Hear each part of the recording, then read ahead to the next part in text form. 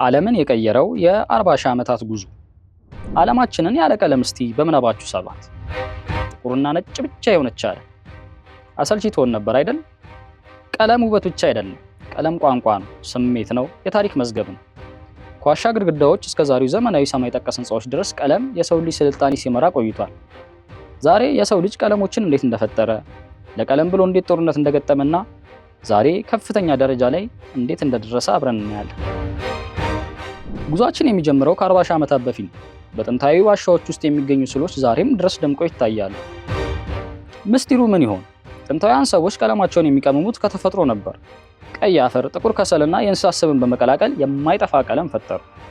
እነዚህ ስዕሎች የጥበብ ስራዎችን ብቻ ሳይሆን የሰው ልጅ ታሪኩንም ለመመዝገብ ያደረገው የመጀመሪያ ሙከራ ነበሩ። ስልጣኔ ሲያብብ የቀለም ፍላጎት ጨመረ። በጥንታዊ ግብጽ ቀለማት የመለኮታዊነት መገለጫ ነበሩ። ግብፃውያን ሰማያዊ ቀለምን ከማዕድናት በማቅለጥ የመጀመሪያውን ሰው ሰራሽ ቀለም ፈጠሩ። ሮማውያን ደግሞ ታሪያን ፐርፕል ለሚባለው የወይን ጠጅ ቀለም እብድ ነበሩ። ይህ ቀለም የሚመረተው በሺዎች ከሚቆጠሩ የባህር ቀንድ አውጣዎች ስኔልስ በመሆኑ ዋጋው ከወርቅ ይበልጥ ነበረ። ለዚህም ነው ወይን ጠጅ ቀለም እስከዛሬ ድረስ የንግስናና የሀብት ምልክት ሆኖ የቀጠለው።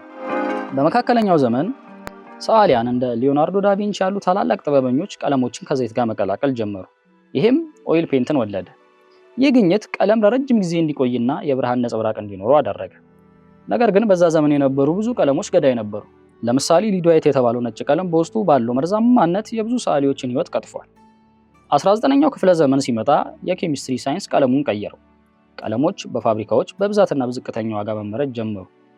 አሁን ቀለም ለሀብታሞች ብቻ ሳይሆን ለሁሉም ሰው ክፍት ሆነ። ዛሬ ላይ ግን ትልቁ ትኩረት ጥራትና ጤና ላይ ነው። ዘመናዊ ቀለሞች እንደ ድሮ መርዛማ አይደሉም። ለምሳሌ እንደ ኢትዮጵያ ያሉ ምርቶች በላብራቶሪ ተፈትነው የአየር ንብረትን የሚቋቋሙና ሽታ የሌላቸው ሆነው ይዘጋጃሉ። ለስላሳ ወደ ሆኑት የፑቲ ውጤቶችና እንደ ድንጋይ ጠንካራ ወደ ሆኑት የኳርትዝ ቴክኖሎጂዎች ተሻግረናል። ቀለም ታሪክ ነው። ትላንት ከዋሻ ጀምሮ ዛሬ የቤታችን ውበት ሆኗል። እኛ በኢትዮጵያ ይህንን የሺህ ዓመታት ጥበብ ከዘመናዊ ቴክኖሎጂ ጋር አዋህደን ወደ እናንተ እናቀርባለን። ቤቶን ሲቀቡ የታሪክን ድምቀት፣ የጥራትን ዋስትናና የሀገር በቀል እውቀትን ውጤት እየተጠቀሙ ነው። ይህ የቀለም ጉዞ አስገራሚ ሆኖ ካገኛችሁት ቪዲዮን ላይክ አድርጉ። እናንተ ተወዳጅ ቀለም የትኛው ነው?